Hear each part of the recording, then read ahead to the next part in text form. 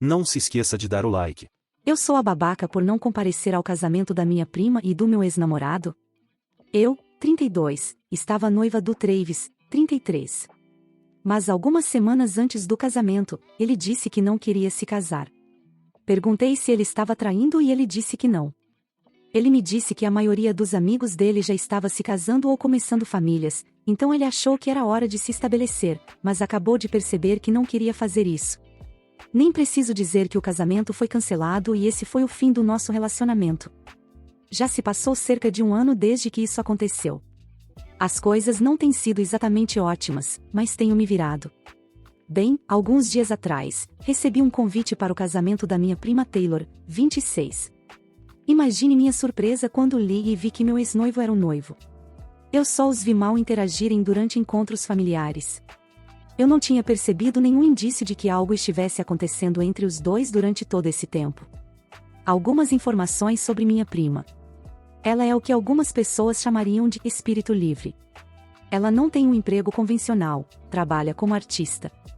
Ela pinta o cabelo em cores incomuns, às vezes azul, às vezes verde, por exemplo, e se veste extravagantemente. Uma vez ela usou uma roupa branca, outra vez ela usou uma jaqueta de couro preta e botas com taxas. Ela diz que não gosta de seguir as regras da sociedade e que só segue seu próprio código. Imediatamente, liguei para meus pais. Perguntei se eles sabiam de algo sobre o relacionamento de Taylor com Travis.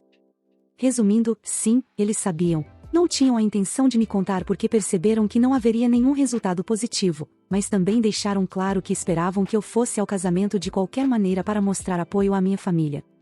Neste ponto, eu perdi o controle e gritei que eles estavam delirando se acreditavam que eu iria ao casamento do meu ex-namorado mentiroso e traidor e sua garota dos sonhos. Eles disseram que eu não posso ficar guardando meu ódio e ressentimento para sempre, e que preciso deixar ir, mas eu desliguei. Minha família extensa tem me ligado sem parar desde então, dizendo que sou uma pessoa ruim se não comparecer. Agora estou me sentindo tão confusa, traída e desapontada. Não tenho mais certeza se estou sendo irracional ou não. Então acho que é melhor pedir uma opinião externa. Eu sou a babaca? Edição. Caramba, não posso acreditar. Saio por algumas horas e encontro tantos comentários. Para esclarecer algumas perguntas, a principal razão pela qual duvidei foi porque minha família é unida e tradicional, e meus pais me ensinaram a acreditar que a família vem antes de tudo. Mas vocês me ajudaram a perceber que meus sentimentos são válidos. Obrigada a todos. Atualização. Oi, sou eu novamente. Obrigada a todos que comentaram no meu primeiro post. Algumas pessoas pediram uma atualização, e aqui está. Li todos os seus comentários. E tenho que dizer que aqueles que me deram dicas sobre como ser mesquinha me fizeram rir, mas depois de pensar sobre isso, decidi simplesmente não comparecer ao casamento. Também vou me distanciar dos meus pais e da família estendida, pelo menos por um tempo para os primeiros e indefinidamente para os últimos. Também contei aos meus amigos sobre toda a situação. E eles ficaram ainda mais irritados do que alguns de vocês. Eu contei a eles sobre a sugestão que alguns comentaristas fizeram sobre tirar férias durante a semana do casamento, e já começamos a fazer planos. Algo mais aconteceu nos últimos dias.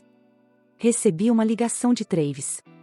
Ele me pediu para nos encontrarmos e conversarmos. Eu sei que foi provavelmente estúpido da minha parte, mas aceitei. Nos encontramos em um lugar público, e eu disse a ele que queria saber exatamente o que estava acontecendo entre ele e Taylor. Isso é o que ele me disse. Primeiro, ele se certificou de enfatizar que nunca me traiu. Não sei se acredito nele, mas o deixei falar. Ele me disse que também se sentiu mal pelo fim de nosso relacionamento, que em uma noite ele acabou no mesmo lugar que minha prima, eles começaram a conversar, uma coisa levou a outra e ele teve uma crise de meia-idade com ela. O único motivo pelo qual ele está se casando com ela é porque ela está grávida, e ele tinha medo de que ela simplesmente fugisse e ele nunca conhecesse seu filho. Depois dessa conversa, seguimos caminhos separados. Ele me desejou boa sorte, e eu disse o mesmo. Assim que cheguei em casa, bloqueei o número dele. Então, no final do dia, fiquei com mais perguntas do que respostas. Mas, enfim, isso não é mais meu problema. De qualquer forma, é isso. Acho que não vou mais postar nesta conta. Mais uma vez, obrigada pelo seu apoio quando eu precisava. Eu sou babaca por me divorciar da minha esposa por causa de uma massagem? Minha em breve ex-esposa e eu estamos na casa dos 30 anos. Estamos juntos há 12 anos, casados há 10. Temos um casamento sem sexo. Estava totalmente morto por 6 meses antes de eu pedir o divórcio. Estava em suporte vital, UTI por 5 a 6 anos antes disso. Ambos queríamos ser pais mais jovens e ambos queríamos 2 filhos. Tivemos nossa filha quase imediatamente após nos casarmos. Quando ela tinha 6 meses começamos a tentar ter o segundo filho. Nunca aconteceu. Depois de 3 anos, começamos a consultar especialistas em fertilidade e descobrimos que ambos temos problemas reprodutivos graves.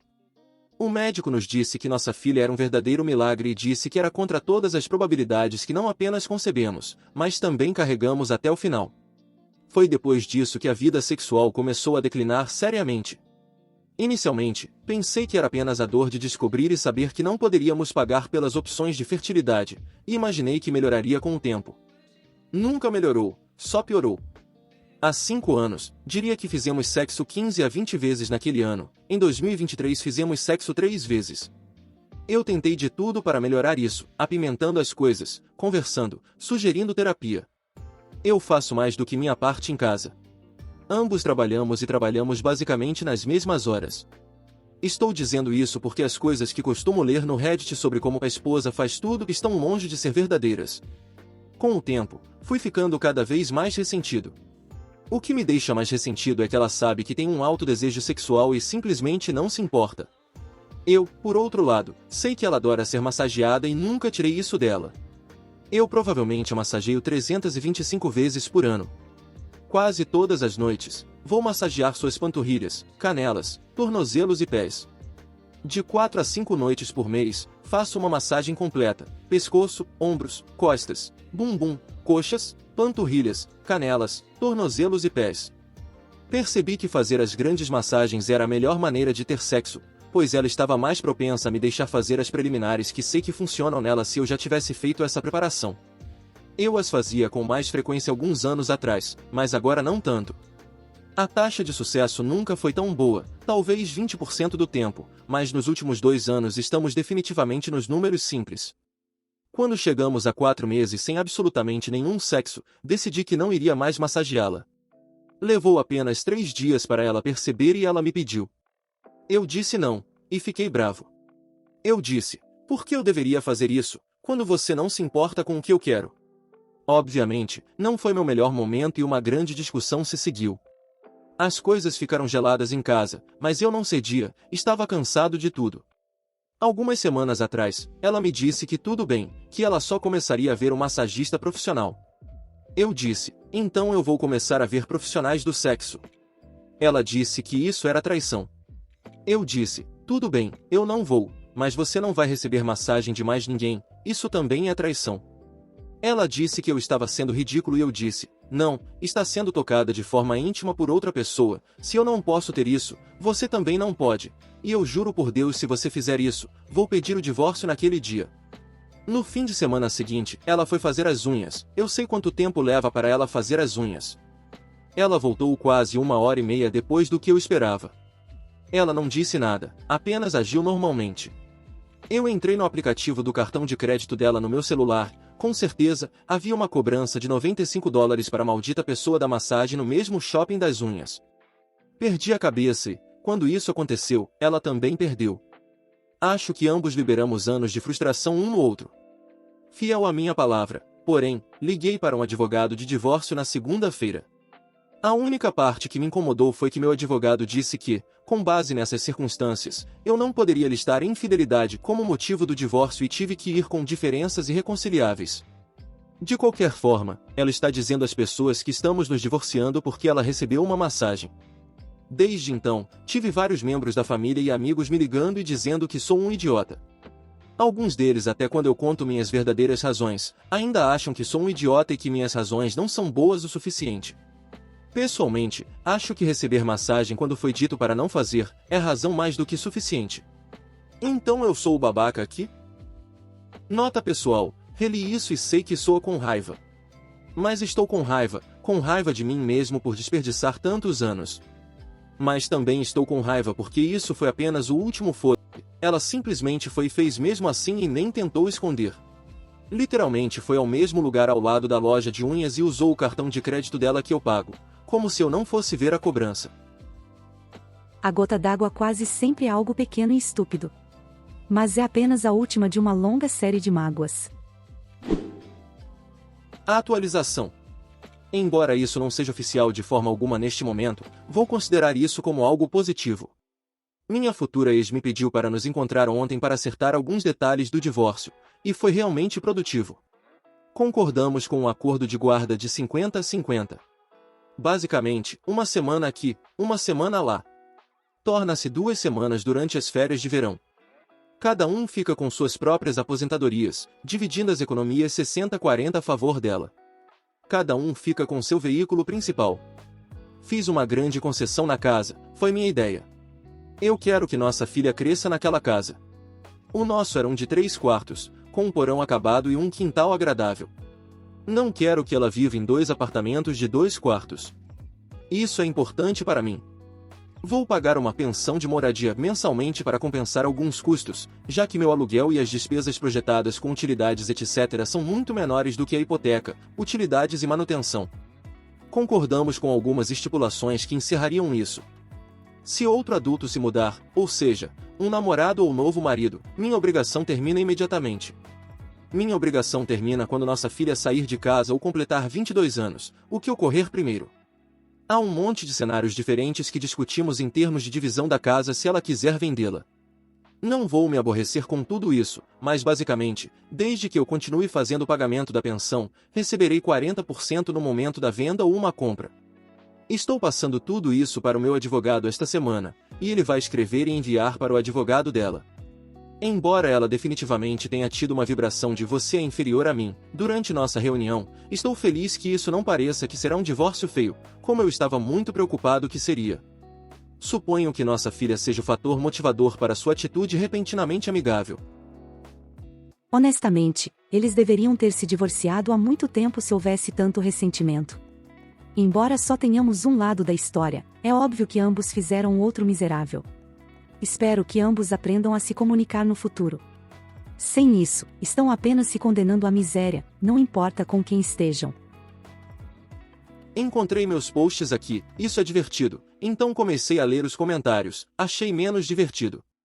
Isso parece raivoso, porque eu estava com raiva quando escrevi, fiquei com raiva por semanas depois daquela massagem. E não, eu realmente não ligo para massagem, eu estava basicamente histérico na época. Agora estou equilibrado e me sinto melhor do que nos últimos anos. Tanta gente neste sub de atualização quer julgar, então aqui. Aqui estão alguns detalhes a mais. A maioria de vocês está correta, isso não é sobre apenas uma massagem, sinceramente, eu poderia me importar menos com a massagem. Isso foi apenas no que me fixei depois que finalmente cedi. Agora, para aqueles que gostam de andar no trem das suposições ou, por alguma razão, apenas criam sua própria narrativa com base em sabe-se lá o que. Eu não massageei minha esposa apenas para ter sexo. Eu fiz isso por ela 300 vezes por ano quase todo o nosso relacionamento. Eu fazia isso quando costumávamos fazer sexo 10 e 15 vezes por mês, quando as preliminares ainda eram algo que eu ainda podia experimentar, quando lingerie era comum e não apenas uma memória distante. As massagens completas se tornaram a única maneira de ter a chance de sexo acima de 0.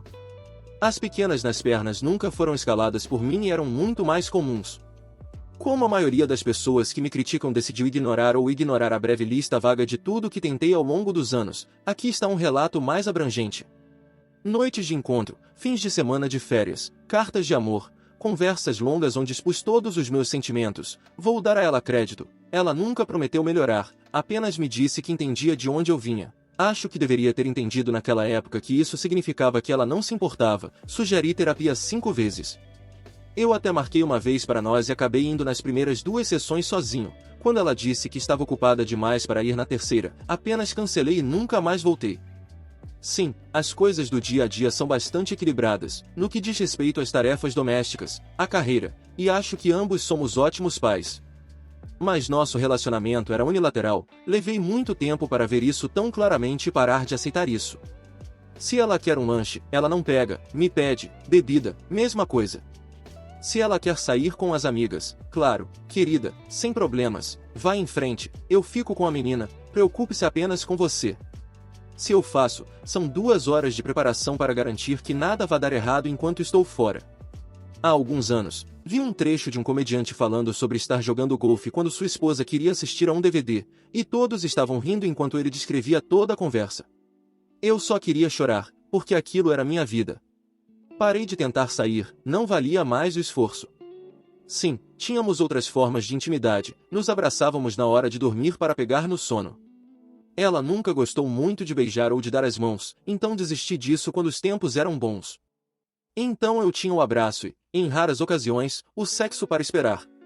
Agora, vamos inverter isso. Além das massagens diárias, também era bastante comum eu escovar o cabelo dela. Ela gostava disso e pedia isso. Pintar as unhas dos pés algumas vezes, coçar as costas era bem comum. Normalmente faço um banho para ela depois que ela faz exercícios. Isso conta como intimidade, ou é apenas mais uma coisa que faço apenas para transar com ela? Acho que sou idiota para mim mesmo por aguentar isso por tanto tempo. E entendo, vocês todos estão certos, ambos temos traumas não processados de ter nossos sonhos despedaçados, mas eu não desisti. Honestamente, não a critiquei emocionalmente por causa disso, eu sabia que ela estava passando por um momento difícil. Sim, deixei minhas frustrações ou desapontamento aparecerem às vezes, mas não fiquei com raiva. Não até agora, não até ter tido aquele dia ruim. E ela disse, bem, amanhã será melhor, você pode me massagear. E o doente é que me senti totalmente ignorado e ainda fiz mesmo assim. Depois, fiquei tão bravo que decidi nunca mais massageá-la. E tenho ficado com raiva desde então, até agora digitando isso me colocou em uma raiva total. Não, eu realmente não me importo com a massagem, foi apenas o último foto do nosso casamento. Ela não tinha um marido, e sim um escravo gourmet, meu Deus. Muito obrigado por assistir, comente sobre as histórias, compartilhe para um amigo e confira esse próximo vídeo. Uma boa tarde pessoal.